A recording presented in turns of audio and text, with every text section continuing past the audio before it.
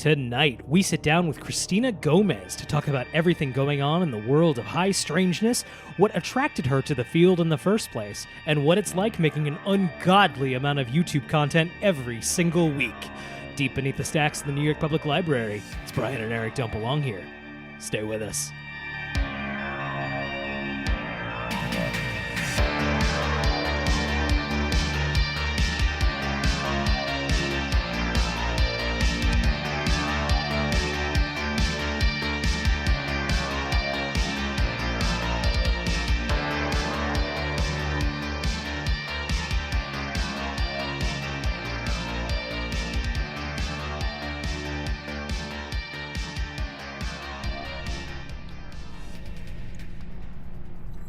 Hey, Brian, is that you? Oh, my God. What the hell happened to you, dude? Dude, you are not going to believe this. I am on my way to the library, walking New York Public Library, where we do the show every single week. And as I'm walking up, this black van roars up, skids. And these guys in black suits and sunglasses came out, beat the shit out of me, a little more than I thought was necessary, and then threw me into the back of their van. What? You look you got blood coming out of one of your eyes? You look horrible. I feel horrible, dude. So I'm in the back of the van. We roar off, and they tell me that they're from some shadowy government organization, and they KFC? want the scoop. Yeah, that was my thought as well. But no, some other shadowy government organization, and they want to beat on Cristina Gomez, the fantastic host of Strange Paradigms and Shifting the Paradigms, and they want to know what she knows about aliens, extraterrestrials, cryptids, and all these other fascinating topics that she covers, and they wanted to find out about it through our show, through the fun, light conversations that we have. So what did you say? Well, we can't compromise our show and be a tool of the U.S. government, Eric. So, of course, I spit in their faces, did some cool karate kicks, broke out of the bindings that they threw me in, and I jumped out of the van. They just dropped you off at the corner, right? I just screamed and cried until they let me go. Brian, I have great news for you. Because Cristina Gomez would be a fantastic guest, but not phenomenal. Because the government told us we had to. Well, sorry, sir, you had news? Yeah, call me Tommy Bootlicker, because we got Cristina Gomez coming on the show tonight, baby. Tommy Bootlicker, baby. That's my name. Don't wear it out. All right. Well, if we booked her independently, I guess that's okay. Yeah, she's coming on board. She's going to be here in like a couple minutes, man. You got to get cleaned up. You got blood coming out of all your orifices. Do we even have a sink down here? I feel like there's just some bloody rats. rats. That's probably fine. You've got a weird ooze happening. We'll deal with it after. We'll deal with it after. Did they beat you with a bag of oranges? How did you know? You have orange-shaped indentations all over your torso.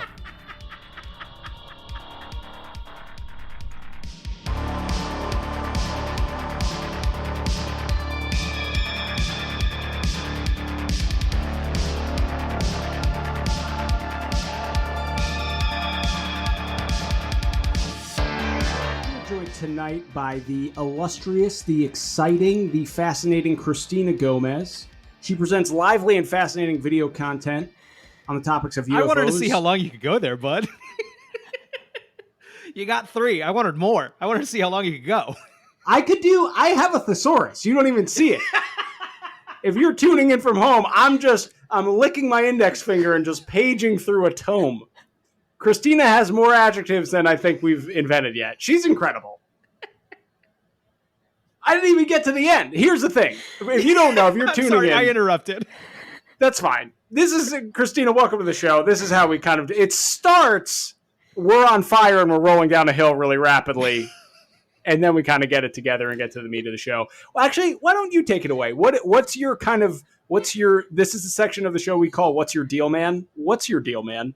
So what's my deal, man? Well... My deal is being interested in the UFO phenomenon, the paranormal, the supernatural, and bringing it to my generation, Gen Z, Zoomers, and getting them interested in it as well. I'm assuming that we're all about around the same age. And so, like, a lot of us grew up with TV shows, movies, video games, books that kind of covered UFOs, aliens, or even possible aliens visiting Earth, for instance. And while that's all really exciting and classified as science fiction, maybe since around the 80s, it's science has been having a real interest in it as well. And if we talk about it today, like let's say you're just kind of you see a group of people, you're at the mall or I don't know, wherever other gatherings people go to. And you see a lot of people wearing alien merch, like t shirts. They have even tattoos that are inked on them forever. Obviously, they have some kind of interest in it. So I'll casually walk up and I'll be like, hey, so what do you think about extraterrestrials? Like, what are your thoughts on them? UFOs. They're like, oh, yeah, they're the freaking best. And I'm like, best in what way? They're like, I don't know. They're just better than us in every way. And I'm like, oh, have you met one? I mean, like, what are some stories? I don't know anything about them, but I just freaking love them. And I'm like, okay, that's a start. We're getting somewhere. But now let's kind of bring in the history, the science, or even other aspects to it to give you a better foundation. Because I truly believe, while I am joking with you here a little bit, I truly believe that it is the most important conversation that humanity is having at this point in time. And now NASA they had a teleconference a few days ago stating that they have created a UAP committee, and it's going to start in the fall for 9 months studying civilian, government, and company sightings and things like that in data. And that's a really, really big deal. But we've already been having this for quite some time now with the UAPTF, right? The Unidentified Aerial Phenomenon Task Force, and the AOI MSG. And that acronym, I'm not even going to bother saying all those words. But we are coming a long way now. For the people that have been into this for decades, right? They're like, oh, this is still too slow. We're not seeing enough progression. For myself, someone that's new and that would be classified as an optimistic, I think that we are making some really big strides in these last 2 years when it comes to transparency. Yeah, Christina, can you touch on that? We were actually just talking with a guest about that, where it feels like wading through all the UAP UFO news is this sort of like exciting but very difficult slog through a swamp. And you're reading a lot of papers and articles and everything, and then you get to the end of them and it's just like the same video from Commander Fravor, and you feel like it's kind of just on repeat. What is the new exciting stuff that's been coming out? And when do I get a picture of an alien? Yeah. Both great questions, and like the both of you, I'm very new to all of this, and I feel like yes, while we are still getting some kind of, and that's in quotation marks, fresh information. The Tic Tac was in 2004, right? The Nimitz encounter with David Fravor. Then you have quite a few other ones, and you had one that was just released a few weeks ago, and the Debrief really honed in on that, writing an article about it, along with all the other, mainstream outlets that talk about UFOs. But as for what is to come in the future, there are people kind of betting on the next 9 months, give or take. There's going to be some big drops. Now, what are those drops? We simply don't know at this point in time, at least the public for that matter. But it seems that we are getting closer and closer to something. Now, is that transparency by the government? I honestly doubt it. I do not think, from the years I've been doing this, it's only been 2 years now, doing the research, that I don't think we're going to be getting transparency from the government, but in the sense of we will be getting it from the people. And one place in particular that I'm really kind of hedging my bets. Now, I'm not a betting man or a man, but if I was either of those two things, I would be betting on Skinwalker Ranch, because you're getting a convergence of UFO phenomenon and the paranormal. You're getting serious scientific research on it, and you're getting a TV show on it, which means that thousands, if not millions of people are watching this, and they're seeing that this is a real thing and it's being treated seriously. So while there are other places like Skinwalker Ranch across the world, this one is getting all of that attention, all of that research. So I believe at this point in time that we have a higher chance of getting disclosure from Skinwalker Ranch than from the government, such as the Pentagon. Could you give and explain like I'm five Skinwalker Ranch and what the situation is there? Oh my gosh, so it's really exciting. It's like one of my favorite places so far. that I've researched, but pretty much you're looking at a ranch in the Uinta Basin in Utah. And if we're going back into the Native American legend, you had the Utes and the Navajo. They had a war, and then one of them cursed the other, stating that you're going to be haunting this area forever. When I mean haunting, it's kind of more of like you have these types of shapeshifters called skinwalkers. Now, this is known across all First Nation tribes, and they all kind of have a slightly different touch to it, but they're overall the same, meaning that you have a person either cursed or asked to be that way, sometimes by shamans, and they can go ahead and shape shift into coyotes, foxes, wolves, things like that. And they can go ahead and kind of terrorize the people in that area because the only way that they can live is by practically eating other people. So it's a pretty dark legend. And now when we're dealing with Skinwalker Ranch, this area, it was first bought by the Shermans. They are these ranchers back in the day, and they had all these really, really odd encounters. And they had encounters of dire wolves, which are now classified as extinct. They shouldn't have been able to see this. And in the sense where I think it was the owner, the main man, the Mr. Sherman, who tried shooting this dire wolf and it didn't even bleed. He tried hitting it with a stick and it didn't even like care at all, and it walked off on its own. You're also having cattle mutilations there. You're also having UFO sightings, and you're even having. It's believed that even portals can open and close. I thought there have been some sightings of a portal opening and entities coming out of that portal onto this side of the realm. Now, then you had NIDS, which was run by Robert Bigelow, who created Bigelow Aerospace, and he owns a hotel chain. I think it's Hotel Suites. Can't remember the exact hotel, but a pretty big hotel chain. And he owned it for a few years, and he got funding by the government to go ahead and run tests. Now, his research is very classified. For the most part, you can't really get a lot of the information. Then it was kind of free for a few years, and then it was bought by Brandon Fugel, who is a commercial real estate entrepreneur. And that's kind of where the TV show The Secret of Skinwalker Ranch came, and they're documenting everything that this new team is collecting when it comes to cattle mutilations, UFO sightings, potential portals, which in season 3 we might have seen one. That was really exciting. Very cool. And now what's really fantastic about this ranch, and why I keep stating that I believe that disclosure is going to be coming from this ranch in particular, is because now they have this membership called the Insider, where you're able to see all the cameras live. So whatever the team members are seeing on this ranch, the public can see it as well. And that's a really big deal, meaning that all the things that they're seeing is made public. There's no secrecy here. Of course, you do have to pay for it. It's $10 a month, but the fact that people are given that opportunity is a big deal, in my opinion. Christina, what do you think is going on at Skinwalker Ranch? I ask all of my guests this question. Every single one of my guests, I somehow try to bring it up because while I find this so fascinating, I really don't know. Now, in my opinion, from the years of doing the research, watching the TV show, and even hearing other people's opinions on this, including some of the team members that are a part of the TV show and a part of the ranch, particularly Thomas Winterton, the superintendent, it seems like there's this kind of tear, this slight tear that between dimensions, or where it's just very thin, where the veil is very thin, where you're able just to see things that you might not be able to see in, let's say, your hometown of, I don't know, like Atlanta, Georgia or something. I don't know. It's just an example. So what I have become to realize is that there definitely is a convergence between the UFO and the paranormal phenomenon that is happening there, and they're almost working hand in hand. There are people that have stated that they have seen some pretty bizarre cryptids, that they have seen portals, that they have seen and felt ghosts, that they've been a part of the hitchhiker effect.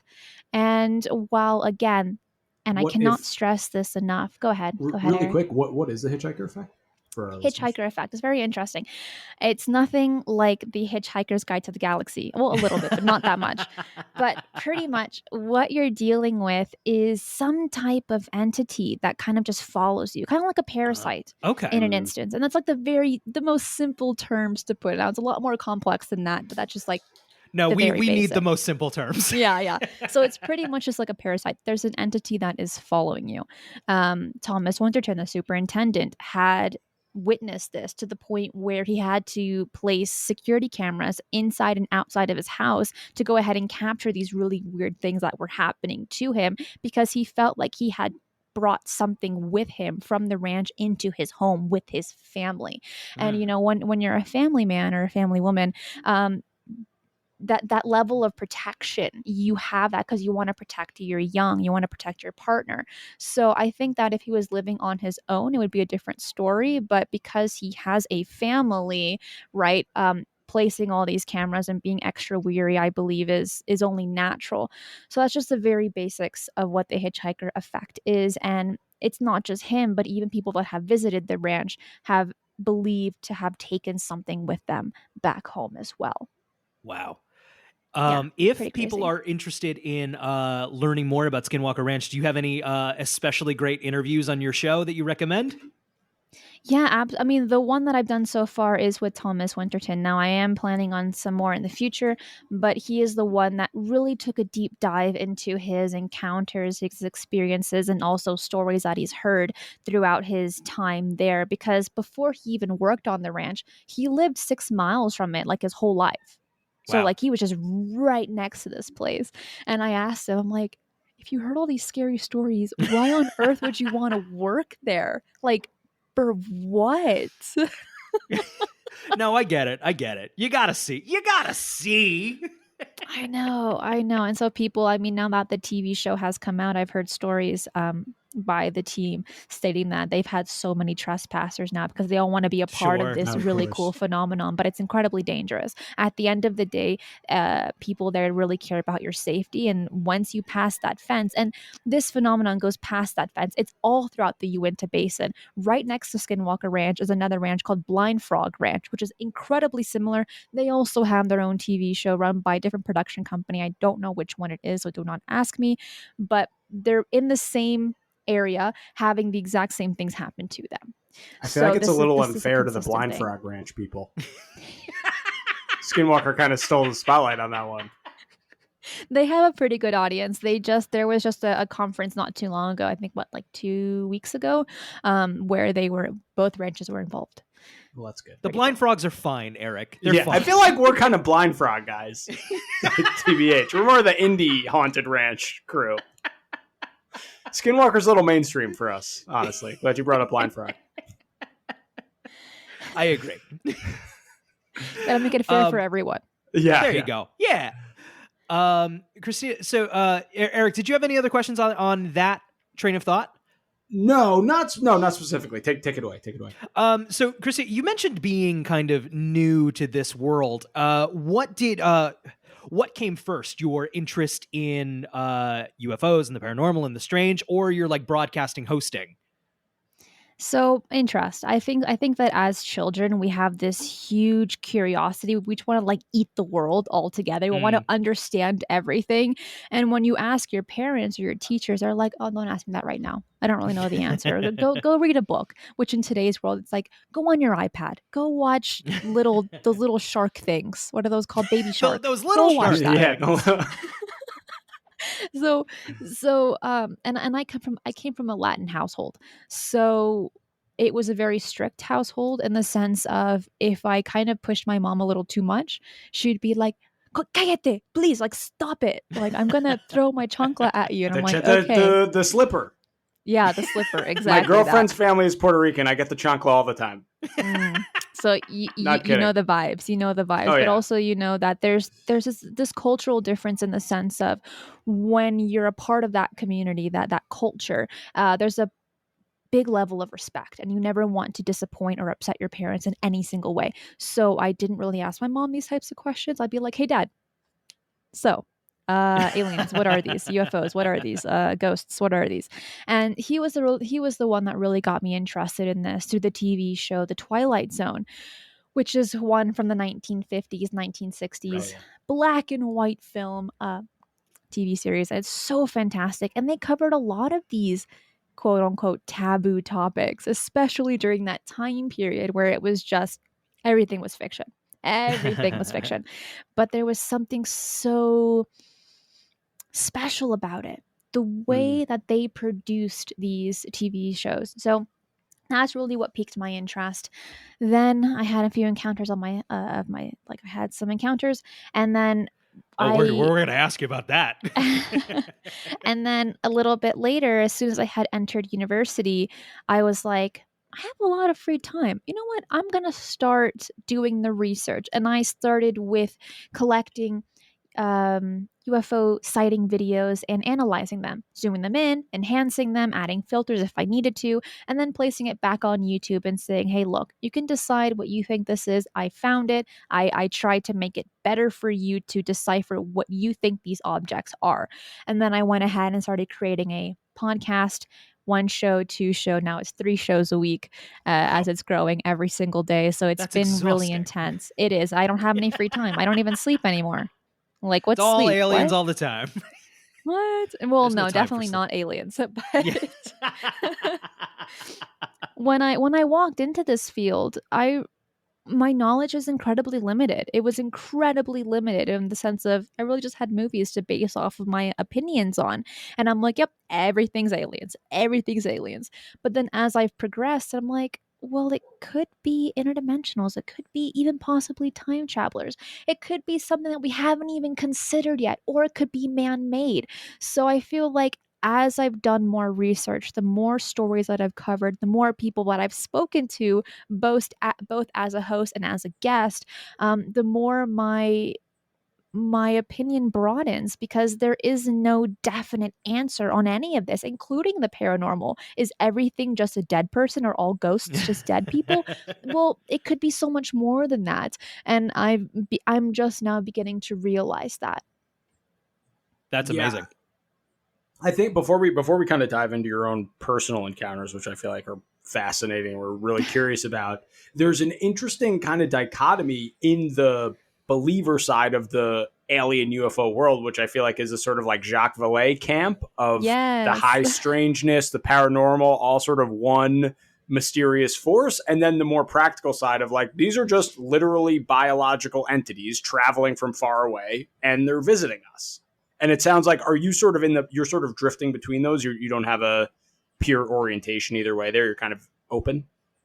That's correct. And I believe that if we are stuck on our ways, right, if we're not able to change, well, we're not really going to progress in this topic. So being open-minded to all the possibilities, even if it's the most mundane answer of, yes, they were all created here. The fact of just being open-minded to it, 1, it won't lead to disappointment, but 2, it'll allow you to do your research without too much bias. And bias is a really big deal when it comes to any field that you research, especially when you're talking about it to your audience that are also new to the topic. You don't want to bring your bias with you in a bag and being like, all right, here you go. Everything's aliens. You're welcome. It's literally the tagline of our show. Well, I'm sorry. Everything's aliens. You're welcome. Well, now we have to throw it away. Yeah. God damn it, Eric. It's been so long. This is why we can't have professional guests on the show. They always do this. This is... Might as well burn that bag while you're at it, man. I guess. I guess if you say so.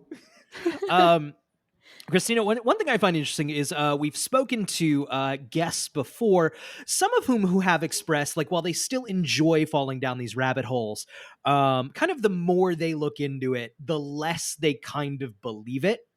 And it sounds like for you, that's the opposite. Is there something that keeps your curiosity kind of alight that you're able to articulate? Yes, absolutely. First off, it's for a lot of these people that have been in the field for 10, 20, 30, 40 years, yeah, of course, you can sometimes lose that spark when you hear the same 5 stories: Roswell, Travis Walton, the Phoenix Lights. And it's like, okay, those have been spoken to death. And there's nothing wrong with that. People are always going to be new to these stories, without a doubt. There's and they're fascinating stories. But when you're on one side of the spectrum and you've been doing it for years, yeah, you're going to lose that passion. You're going to be exhausted.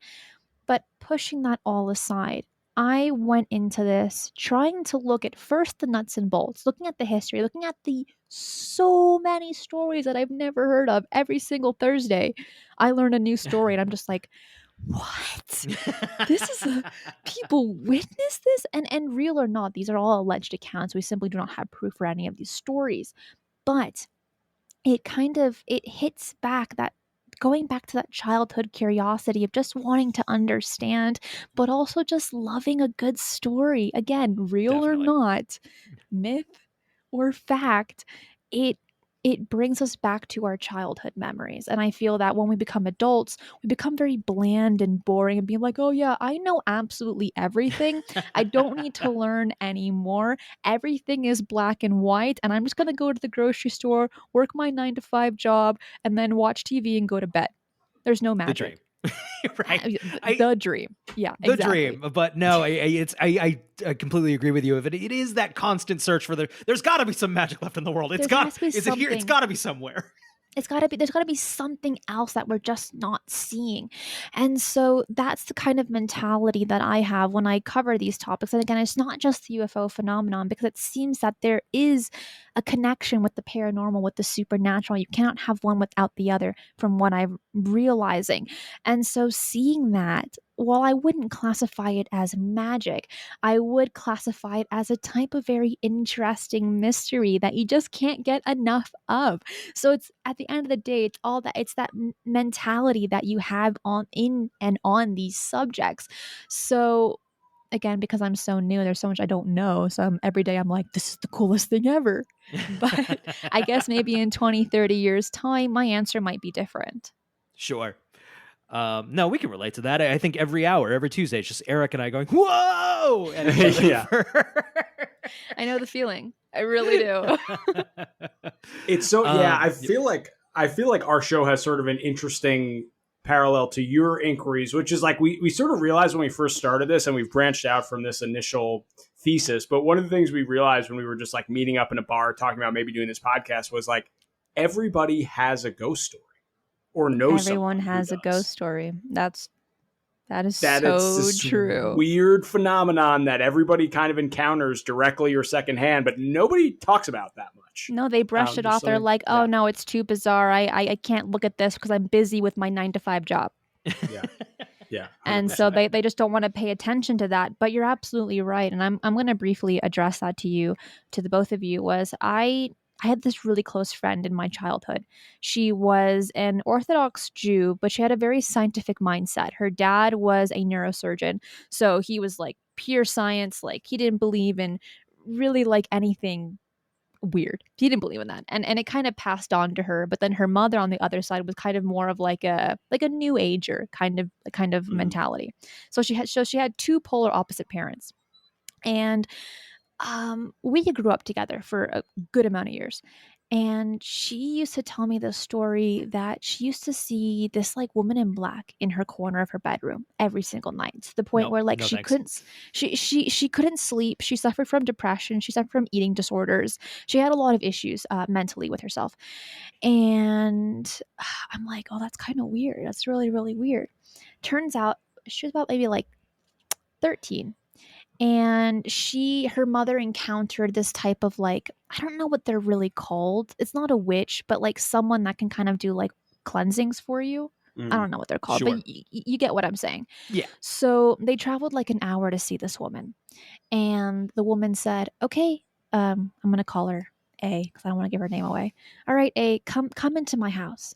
And the girl wouldn't do it. She physically could not enter this woman's home. Wow. So this witch, and that's quotation marks. She's like, all right, I'm going to do the ceremony literally outside of my house. So she places singing bowls or om bowls around the girl, and I think starts chanting. I think, and to the point where she just starts like crying and screaming. She's like, stop, stop. Like, this is so painful. Like, please stop. She ends up passing out from the pain. She wakes up a little bit later and she's like, what happened? Who are you? Oh, man. What's going on? And she had no idea that she felt that she passed out, that she was screaming, that she was in pain. She didn't remember any of that. She only remembered the after effects of like that pain that you feel from those intense emotions. And later on, a year or two later, she's like, I don't believe any of that really happened to me. I don't believe that to be true. Wow. And the first episode it's so weird. The first episode I ever did for Mysteries with a History was on shadow people. And I start doing the research, going in blind. And I'm like, this sounds a lot like my friend's story. Like, and people that encounter these more intense shadow people deal with depression, eating disorders, other mental instabilities. And I'm like, bless her heart. If she really did go through that, I can't understand what she went through. And to this day, she doesn't really face it. She's like, it didn't really happen. I don't believe in this stuff. I don't believe in magic or ghosts or aliens, things like that, because she's more in the scientific mindset on that. But you're right. Everyone does have or knows someone that has had their own story, but it just depends on how many of those people face it. Right. Yeah. You mentioned you've had a couple of your own experiences. Would you mind telling us a little bit about those? Yeah, I'll tell you my favorite one. This one's a pretty funny story. It's a pretty funny one. So it was my first year in university. I'm still in college, and I met this girl. She's kind of nice. She was very nice, but kind of weird. And I'm like, I like those kinds of people. So I sit next to her, and we ended up becoming friends. And when you're in college, you don't have any money. So I'm like, I can't afford a vacuum cleaner right now. I'm going to ask this girl if she just let me borrow it just for a day. So she's like, yeah, no problem. Just come to my house and pick up the vacuum cleaner. Just return it when you want. And I'm like, you're the freaking best. All righty. So I drive over to her place, another apartment, just right on the outskirts of the university. And I already felt something was off. And before I started doing my podcast, I didn't really believe in gut feelings that much. I just didn't really care for them. I'm like, okay, yeah, gut feelings, yeah, sure. But I didn't really put it into practice. But something felt really off when I entered her apartment. And I'm like, it's fine. I really need this vacuum cleaner. I really need this vacuum cleaner. Priorities, I'm not gonna pay $50 Christina. for one. Yeah, priorities. So it gets weird. And I end up taking her vacuum home, and I put it in the trunk of my car, and I'm like, I feel like there's something in here. Yeah. Yeah, I'm like, I look behind me, I'm like, is there something in here with me? Nah, Did can't she be. unload Just a cursed paranoid. vacuum on you? Is this a classic cursed vacuum handoff situation? Yeah. So I feel kind of weird. It's already pretty late now. It's late. So I end up putting it in the corner of my small apartment, and I'm like, okay, I'm gonna clean up the house so I can go ahead and vacuum. At this time, I had this huge, like 1 pound candle with like inside of a glass jar in the bathroom, like right on top of the toilet area. And this thing can't move. Okay, like this thing cannot move. It's so heavy. I walk away. I go to the kitchen or something, and it falls into the trash can. And I'm like, whatever. I go to the trash can. I just put it back up. I'm like, it's not a big deal. And then I walk back to the bathroom, and it falls again. Now, there is no explanation for this. There's absolutely not a single explanation for a 1 pound candle with the inside of a glass jar to fall into the trash can. And it's like kind of far away. Like it's not that close. There's not an explanation for it. So I'm thinking, I'm going to go to my television knowledge. What do you do when you have a ghost or a demon? You get salt. So I go to the kitchen, I grab the salt, and I'm like, sprinkle, sprinkle, sprinkle, sprinkle right on top of the candle, sprinkle around the edges of my house. I'd be like, yeah, I'm safe now. What can go wrong? Whatever, right? Whatever. Yeah. You salted it. You're good. Yeah, everything's fine, right? That's like I'm worried this story doesn't end with you being good after the salt. No, it gets better. So I ended up No, putting salt we've leaned on everywhere. the salt a couple of times now. I'm worried it's ineffective. It was. Christina, don't take my security blanket away. No, it was very ineffective. So I still felt very uncomfortable in my home. I don't even think I vacuumed the house. And I'm like, okay, let me use my typing fingers and go to Google. Google, tell me music or sounds to remove evil entity. Alrighty, let's try this because Ghost Adventures helped me with this one. So Okay. I didn't know about that one. That's a good idea. Right? Well, so I tried it out. I play a special chant that was said to remove entities, and then evil entities, I mean. And then I heard this like screeching sound come out of the speakers. And this is not a part of the audio. There's nothing around me that could create this screeching sound. And I'm thinking, pick up my phone. Hey, can I return your vacuum to you? Please? And she's like, no, just keep it until the morning. Like, oh wow, just it's fine. And I'm thinking, please, I know it's late. Please let me drop off your vacuum. She's like, no, just do it tomorrow. You know, it's really late. And I'm like, okay. No. Okay, go to sleep. No. It's safe. I swear. Is your friend just like a vacuum succubus? Like, what is that? So I end up putting it. So I have this like really tiny storage unit out like right outside of the apartment, dorm apartment. And it's like really, really small. So I put the vacuum in there and I say, look, you're going to stay in there until tomorrow. I'm going to drop you back off. You are not going to mess with me. I'm going to have a good night's sleep and you're going to stay there. So then the very next morning, as soon as the sun came up, I'm like driving to this girl's house. I'm like, here's your hellish vacuum. Take it back. I do not want it. And I never spoke to that girl again. It's man, we if this is your first episode that you're listening to, we recently spoke to J.W. Oker, who wrote the book Cursed Objects, and he told us the number one way to get rid of a curse is to give it to somebody else. And I think it was definitely a cursed vacuum handoff. I think you were on the wrong end of a cursed vacuum handoff, Christina. That's full theory. Yeah. Whoa. That friend was no friend of yours. No. Yeah. No, man. Now this is. Did you even vacuum your house with it? Nope. That's good. That's probably good. Probably gets out that way. I don't think I did. I don't remember, but I'm pretty sure I didn't. I was so scared. They say that there's still salt sprinkled around your dorm to this day.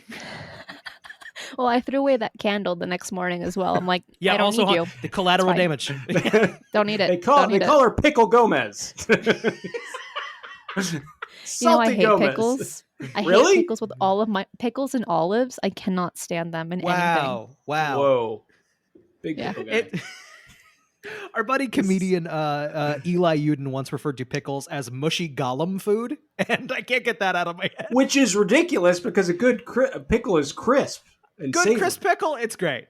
It's got a crunch to it. Christina, I'm going to need you to have an open mind on pickles, all right? No, that's the only thing that I just cannot consume. I don't care what it's in. We've just stepped into our 15-minute mid-show pro pickle segment, so you're kind of in a sorry we didn't warn you about this, but we anti-pickle, really and I'm not in on. a pickle in this conversation. Eric, which one do we move on to? Speaking of controversial takes and opinions, I feel like there's kind of a lot just looking at the UAP community from the outside. It feels like there's a decent amount of kind of drama and infighting and like clickiness to the community.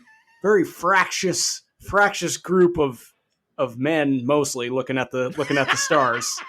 Can you comment on that? I think you're looking at just UAP Twitter. Yes, 100%. Yes, that is entirely what I'm looking at. Which UAP Twitter is maybe just 1 or 2% of the entire community. But you're right. When you're going into UAP Twitter and UAP Twitter alone, okay, yes, it is very bickerish. It's very cliquish. It's very hateful, and it can be a little bit scary or can turn people off that are so new to it. For sure. Now, I've learned that one the hard way. So now I only use Twitter. I use it at arm's length, just like posting stuff, but not really interacting. Yep. Because yes, it can be a very dark place. We're dealing with a lot of trolls, a lot of them, but that's just what Twitter was made for to begin with, no matter what topic you're talking about. Yep. But when you're looking at if you're looking at other communities, like the actual, for example, conferences, or if you're looking at people that are creating films for it or documentaries, you're dealing with a lot more positive community, a lot more open-minded community, because they're aware that there's so much more to it than we can understand. And one quote that I really do live by when being a part of this field is by Aristotle, and that is, to know all is to know nothing. Those that claim that they have all the answers, right, in the UFO field, they're absolutely lying. No, Definitely. there is absolutely nobody that knows everything. And I came across a really good analogy on that I was doing when I was doing an interview with Jim Harold. He's a pioneer podcaster for the paranormal. He'll be doing his show will air tomorrow that I interviewed him with. That Oh, I that's interviewed amazing. with him. Yeah, he's fantastic. I love that Legendary. man to death. He is Yeah. legendary. But he told this really amazing analogy, and I'm giving you guys a spoiler. But Hell it's yeah. pretty much of, imagine you walk into like a really big mansion and it has a library, right? But you can only see through the peephole and you can see all of the books, but but that door is locked. You can't open Mm. it. You can't open those books. That's kind of like what we're doing when we're researching this field. We don't really know what we're looking at. We can assume, we can run possible tests, but we're just looking through that keyhole and just looking at something so small, where this library could be, what, 20 shelves Right. high, right? It can be running a span of 1,000 feet or something. I don't know how big this house is, but let's just say it was really big and has like a ginormous library, right? Quantum Library House. Yeah. Hey, I'm all for it. The dream. But that, I felt that analogy was just so perfect, Mm. because when we're dealing with these fields, we don't know what we're looking at. We can assume, but we don't know. Anyone that tells you they have all the answers, they're Is a wrong. big old liar. Big ol' liar right there. So what? That's right. What do you think of the kind of, like, not to name drop specifically, but we'll just ballpark an area. What do you think of, like, the Luis Elizondos of the world, the Jeremy Corbells, the kind of the Bob Lazars? Do you have a strong opinion on those guys? When we are looking at these people that are putting their faces out there and making these claims, yeah, it can be incredibly difficult. Now, Mhm. for Lou Elizondo in particular, he is someone that if he can't answer something, he'll tell you, I can't answer that. Yeah. Right? Then you have a few other people that will kind of just pull stuff out of thin air and make up an answer. But when we're dealing with Mr. Lou Elizondo in particular, I have and he's been putting his face out there since 2017. No one has caught him in a lie yet. No one has said, I found him lying here. Then, if that were to happen, then yeah, the tides would turn. But until then, here we Totally. are in 2022. No one has made that claim. People have done hit jobs on him. People have made some weird documentaries on him as well. But they were kind of more pointing at the way that he looks, the way that he speaks, instead of the information that he brings to the table. And he's done thousands of interviews. He doesn't care if you have 10 subscribers or 100,000, or if you're a mainstream media outlet. He will say, hey, look, if I have the time, I will go on your show and I will try to answer your questions to the best ability that I can. When I first interviewed him, I wanted to give him the questions beforehand because I was so new to the field. I'm like, okay, this is a really big guy. I need to give him the questions beforehand so that he can kind of know what he needs to talk about. He's like, Christina, do not send them to me. Yeah. I do not send me the questions. I care about your journalist integrity, which I'm not a journalist, but that's what he said to me. And he said, I don't want to know anything. You're just going to ask me those questions when you're ready to ask them, but I don't want to know. And that just, for myself, that just showed me that he is someone that cares about his own integrity as well, to not bring people down with him. But in that respect, that is my opinion. I've done a whole article on him on my website at strangeparadigms.com, talking about people are making all these really big claims about him, but he doesn't owe us anything. He's doing this because he cares about the topic. He cares about the field. He wants UFO transparency. But then people are doing these really intense hit jobs on him, and it's affected him and his family. For people, for listeners who don't know who Lou Elizondo is, can you give, like, the 30-second just summary of why he's such a big deal? Absolutely. So Lou Elizondo was the former director of ATIP, and this was pretty much funded by the Pentagon to look at UFOs, and that's in quotation marks right there again. And pretty much he ended up leaving ATIP, and he said, I'm going to come out to the public and talk about that. Yeah, the government is hiding stuff from you. We need to have, I don't want to say the word movement, but we need to push forward and make this conversation more mainstream. So then he joined to the Stars Academy with Chris Mallon. Then you have a person from Skunkworks, and his name is escaping me. Then you're having Tom DeLonge, who is a pretty famous rock Blink band 182 singer, Blink 182. Thank you. And you're having a few other people as well. And they were coming to the public in 2017, 2018, stating like, we need to have this conversation. We need to take this conversation incredibly seriously. The government has been interested in this. Science has been interested in this. Now we need to get the public interested in this. He ended up leaving TTSA, to the Stars Academy, and he started going on his own, doing all of the mainstream media interviews, podcast interviews, all these interviews to go ahead and answer questions to the best of his ability. And while people expect him to say, yes, aliens are visiting us. Yes, aliens are here. Yes, aliens are part of the government. While people are expecting that from him, he simply cannot answer he cannot say that like that, because people are expecting answers on a silver spoon, being like, yeah, here you go, aliens. But in reality, if you do literally all I'm asking for, just a smug butler to deliver me aliens on a tiny spoon. And while we're joking about this, that's what a lot of people do honestly want. Christina, why? Yeah, sorry, go ahead. I'm almost done. But if you watch his interviews, you're able to see that he does drop breadcrumbs and he answers questions in a kind of more roundabout way, but he still answers them without saying the words aliens or extraterrestrial. So as long as you have like peaked ears, you're able to catch those things. Sorry to get all fired up and jump in on you. My ears are like max peaked. If you're just tuning in, you can't see, but I'm like a golden retriever who's been drinking coffee for 4 hours. Why do they have to talk in these roundabout cryptic ways? I think for me, who's super into this, and they got me like I'm hooked in. I've been paying attention since 2017, waiting for the UFO on the White House lawn. Why can't they just come out and say, like, yeah, we have material from a foreign craft? I mean, do you want to go to prison, Eric? I certainly do not. It's that kind of deal. Well, because they had signed NDAs, had to be very careful. So it would be violation of some it would disclosure be violating agreement. Yeah, got it. Exactly. And I don't know about this is what Elizondo always tells me. He says, Christina, I don't look good in orange. Oh, yeah. Prison clothing. Yeah. I feel like Eric and I in prison would just cry the entire time. Just nonstop wailing.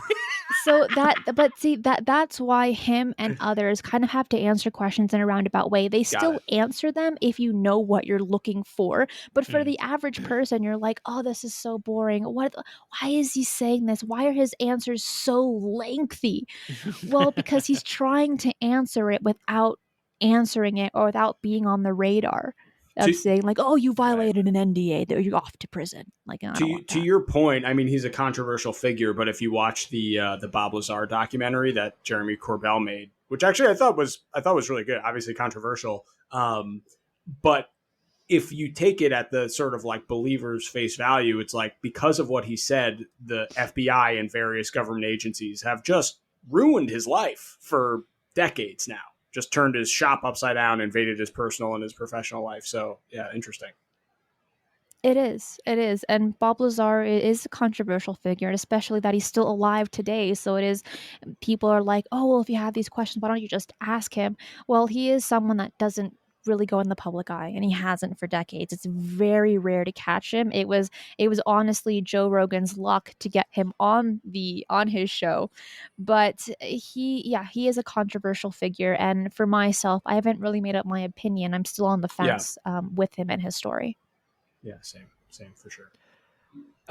Cristina, you've been so generous with your time. As we're running out the clock here, I think we need to get into the big, the hard-hitting, the deepest questions. Number one of which is aliens come down. They're like, Cristina, get on board. Let's go. Do you, or do you run?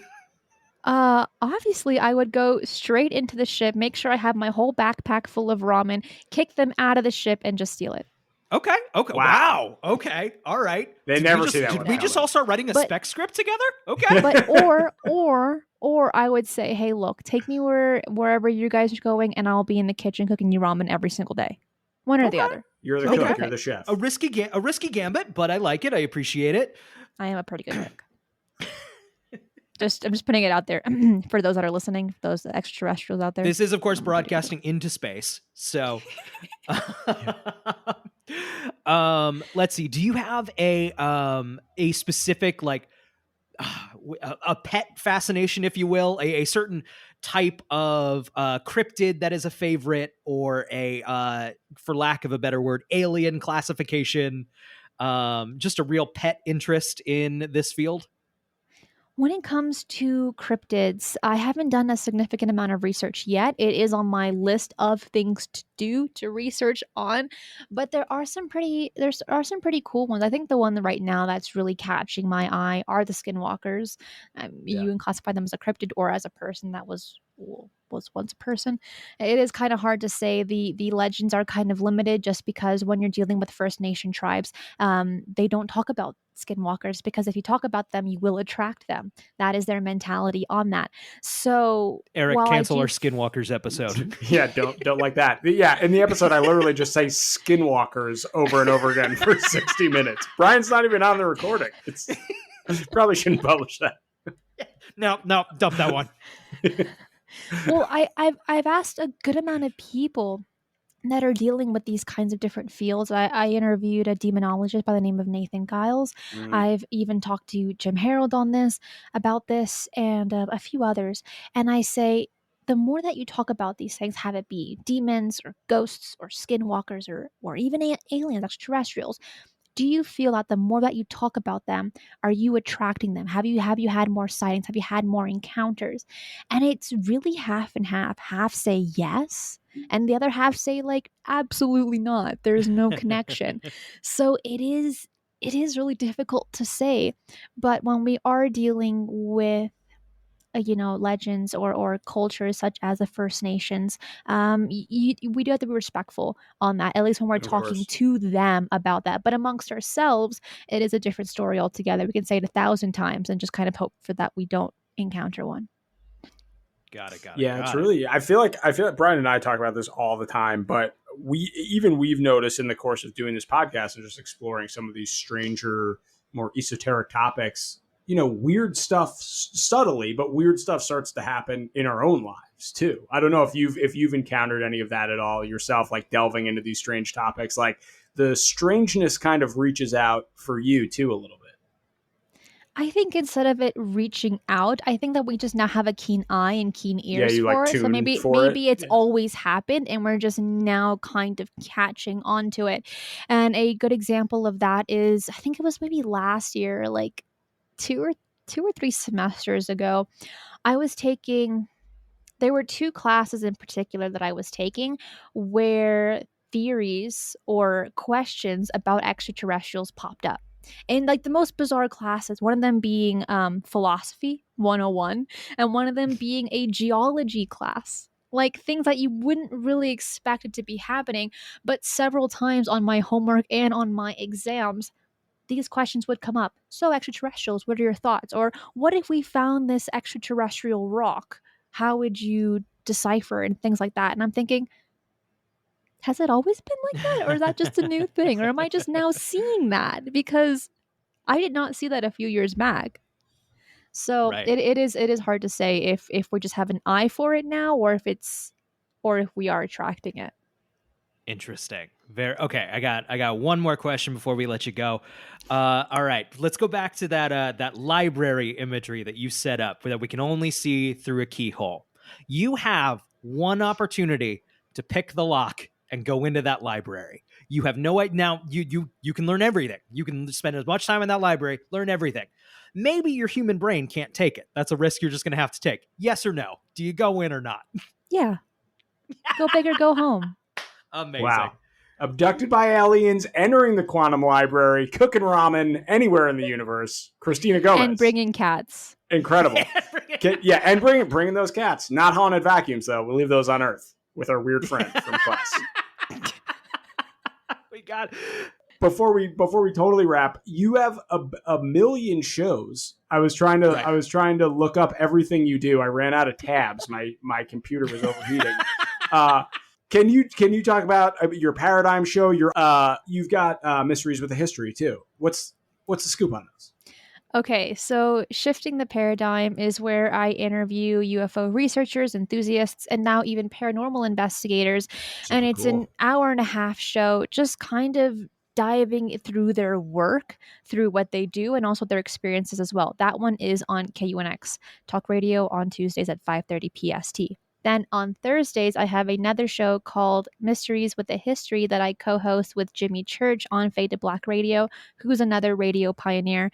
And we just jump into one specific topic every single week, and we just kind of dive deep. For example, Mysteries of Utah. We can talk about the Rendlesham Forest. We can talk about the Holloman Air Force Base, things like that. And so we spend an hour and a half just really diving deep. And so I bring all my notes and he brings his experience and like the years that he's looked into it. And then on Fridays, I have Strange Paradigms, which covers strange and weekly news from around the world, and then covering that either by myself or with a guest co-host for an hour and a half at 2:30 p.m. PST. Amazing. That's a lot of content. That's an exhausting amount of content. That's a lot. Yeah, and then I'm also a full-time student and have a job. So like sleep is just not an option. Just, hey, who's got time for it? Right?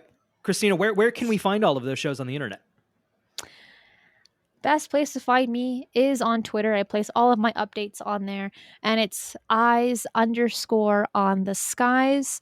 There you can find YouTube, Instagram, Facebook, TikTok, Facebook groups, all of that. But you can also find me on YouTube at Cristina Gomez, and Cristina is Cristina,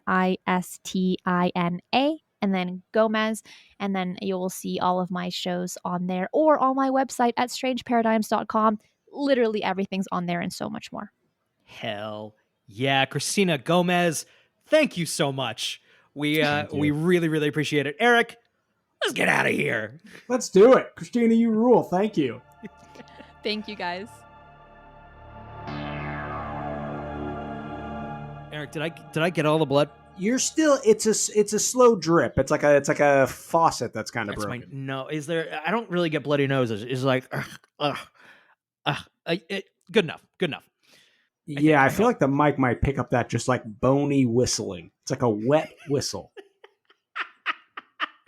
We'll get through. It'll get us through the outro. Yeah, it'll be fine. Obviously, we're gonna have to say thank you to Cristina Gomez. She was super generous with her time, and that was so interesting and flew by. She just really set the bar. She said at one point she denies being a journalist, but I don't know what qualifies you as a journalist if she's not. She's got like 8 different shows. She's got a radio show. She's deep diving into all this stuff, talking to all the legends in the field. Incredible. Yeah. Let's see. We're going to Paracon. Let's see, July 16th and 17th. We're going to be tabling both days. We're bringing Tess Feifel from Astonishing Legends along, and we are doing a live show. That'll be Sunday. That'll be July 17th at 1:15 p.m. We're going to be talking to Tess Feifel. It's good. Eric, I'm realizing we shouldn't have brought someone from a better podcast to promote our podcast. All we do is talk to people from better shows than us. That's kind of our niche. That's our niche. The bottom feeders of the paranormal. And let's see, we want to say thank you to Carl Casey at White Bat Audio for the use of his music. Do you want to get in touch with us? You can email us at spookybriananderic@gmail.com. We're also on Twitter at Brian and Eric Pod, and you can check out our blog at briananderic.show. For both of us here at Brian and Eric Don't Belong Here, thank you for listening. And oh god, I'm bleeding. Oh my god, Eric, I opened up something. I'm calling the doctor for you. This is very serious. Stay safe out there. Good night.